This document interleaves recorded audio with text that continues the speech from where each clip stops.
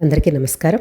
Operation సింధూర్‌లో భాగంగా పాకిస్తాన్ లోపల అనేక కీలకమైన ప్రాంతాలను ఖచ్చితమైన లక్ష్యంతో కొట్టింది భారత్. ఇందులో బ్రహ్మోస్ క్షిపణి పాత్ర అత్యంత కీలకం. దీన్ని తయారు చేసిన దార్శనికుడు ఎవరో మీలో ఎంతమందికి తెలుసు? అదేవిధంగా ఈ బ్రహ్మోస్ అనే పేరుని ఎలా సృష్టించారు? ఈ మిసైల్‌కి బ్రహ్మోస్ అనే పేరు ఎందుకు పెట్టారు? దానికి కారణం ఏంటి అనేది నేను వీడియో చివరిలో మీకు చెప్తాను. మీకు ముందే తెలుసుంటే కమెంట్స్‌లో మెన్షన్ చేయండి దానికి అర్థము ఏంటి అనేసి. లేదు అనంటే మీ ద్వారా మేము తెలుసుకున్నాము అనేసి కమెంట్స్‌లో మెన్షన్ చేయండి. ఈ బ్రహ్మోస్ మిసైల్‌ని ల్యాండ్ నుంచి, సీ నుంచి, భూమి, సముద్రం, గాలి ఇలా అన్ని ప్రదేశాల నుంచి కూడా ప్రయోగించడానికి చాలా అనుకూలంగా ఉండేలాగా దీన్ని తయారు చేశారు. అందువల్లే పాక్‌లోని ఈ నూర్ ఖాన్, రహీమ్ యూర్ ఖాన్, రఫీకి, సుర్ఖాన్, తర్వాత మురిద్‌కే ఇలాంటి ప్రాంతాలు అన్నిటినీ కూడా అంటే ఇలాంటి సైనిక స్థావరాలను విజయవంతంగా లక్ష్యం చేసుకున్నారు. వాటిని గురి తప్పకుండా బ్లాస్ట్ చేసి పడేశారు. ఈ సమయంలో ఇంతటి ముఖ్యమైన బ్రహ్మోస్ క్షిపణికి అభివృద్ధిలో పాత్ర వహించిన ముఖ్యమైన వ్యక్తి ఎవరో తెలుసా? అతని మన క్షిపణి మనిషి, missile man APJ Abdul Kalam గారు. ఈ బ్రహ్మోస్ కదా 1993లో ప్రారంభమైంది. అంటే అప్పటి డిఆర్డిఓ అధిపతిగా అబ్దుల్ కలాం గారు పనిచేస్తున్నారు. ఆ సమయంలో అబ్దుల్ కలాం గారు రష్యాని సందర్శించినప్పుడు ప్రారంభమైంది ఈ బ్రహ్మోస్ కథ. ఈ సందర్భంలోనే అతను సోవియట్ యూనియన్ పూర్తిగా పతనం అయిన తరువాత ఆర్థికంగా వనరులు లేని కారణంగా పూర్తి చేయలేని అసంపూర్ణ సూపర్సోనిక్ దహన యంత్రాన్ని వాళ్ళు చూపించారు. ఇప్పుడు కలాం గారు ఎలాగైనా కూడా ఒక సూపర్సోనిక్ మిసైల్ని తయారు చేయాలి అనేసి నిర్ణయించుకున్నారు.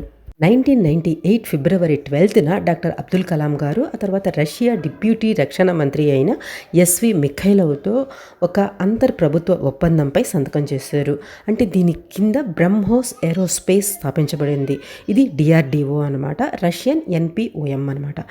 వీటి మధ్య ఒక జాయింట్ వెంచర్ లాగా ఒక అగ్రిమెంట్ చేసుకున్నారు. అంటే దానిలో భారతదేశం వచ్చేసి 50.5% ఇన్వెస్ట్ చేస్తే రష్యా వచ్చి 49.5% వాళ్ళ హక్కులు కలిగి ఉంటారు. దాంట్లో ప్రపంచంలోని ఏకైక సూపర్ సోనిక్ క్రూయిజ్ క్షిపణి వ్యవస్థ బ్రహ్మోస్ను అభివృద్ధి చేయడం, తర్వాత తయారు చేయడం, రూపకల్పన చేయడం, అదేవిధంగా మార్కెట్ చేయడం, వీటన్నిటినీ కూడా వీళ్ళు ఒక జాయింట్ వెంచర్ లాగా లక్ష్యం పెట్టుకున్నారు. ఈ బ్రహ్మోస్ను 2001లో జూన్ 12న ఒడిశాలోని చాంద్పూరి శ్రేణిలో విజయవంతంగా పరీక్షించారు. కాకపోతే ఆ సమయంలో అబ్దుల్ కలాం గారు పదవీ విరమణ చేస్తున్నారు. కేబినెట్ మంత్రి హోదాలో ప్రభుత్వానికి శాస్త్రీయ సలహాదారుగా కూడా ఉన్నారు. అయినప్పటికీ కూడా ఈ క్షిపణి విజయవంతమైనందుకు ఆయన చాలా చాలా సంతోషపడ్డారట. బ్రహ్మోస్ ఏరోస్పేస్ తర్వాత నేషనల్గా, ఇంటర్నేషనల్గా ఈ రక్షణ రంగ ప్రదర్శనలలో ప్రాముఖ్యతని సంతరించుకుంది. వీటిలో 2001లో మాస్కోలో జరిగిన ఒక ప్రదర్శన కూడా ఉంది. అనేక విజయవంతమైన పరీక్షా ప్రయోగాల తర్వాత బ్రహ్మోస్ క్షిపణి వ్యవస్థను భారత సైన్యం, నావికాదళం, వైమానిక దళంలో చేర్చారు. బ్రహ్మోస్ మిసైల్ వచ్చేసి ధ్వని వేగం కంటే కూడా దాదాపు 3 రెట్లు వేగంగా దూసుకుపోతుంది.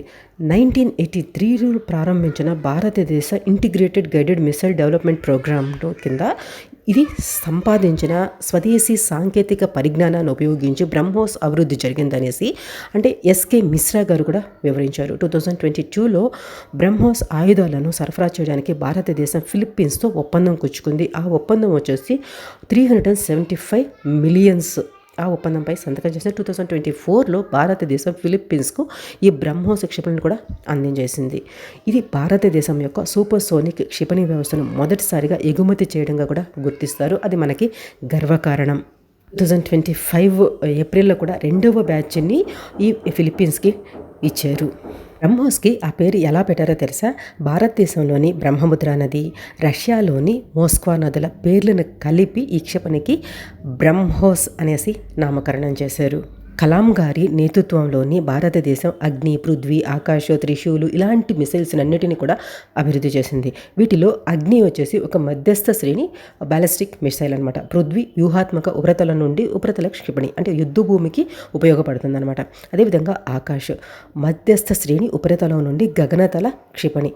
ఆపరేషన్ సింధూర్ సమయంలో పాకిస్తాన్ డ్రోన్లు, అదేవిధంగా 2 ఫతే క్షిపణులను కూడా ఇది తిప్పుకొట్టడంలో బాగా ఉపయోగపడింది. ఈ త్రిశూల్ బేలి వచ్చేసి ఒక స్వల్ప శ్రేణి ఉపరితలం నుండి గగనతల క్షిపణి, అదేవిధంగా నాగ్ ఒక ట్యాంక్ వ్యతిరేక మిసైల్. ఇదండి ఈ బ్రహ్మోస్ గురించిన ఇన్ఫర్మేషన్.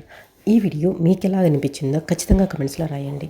అదేవిధంగా ప్రీవియస్ వీడియోస్ అన్నీ చూసి నేను కరెక్ట్ ఇన్ఫర్మేషన్ ఇస్తున్నాను అని మీకు అనిపిస్తేనే సబ్స్క్రైబ్ చేసుకొని సపోర్ట్ చేసానికి ట్రై చేయండి.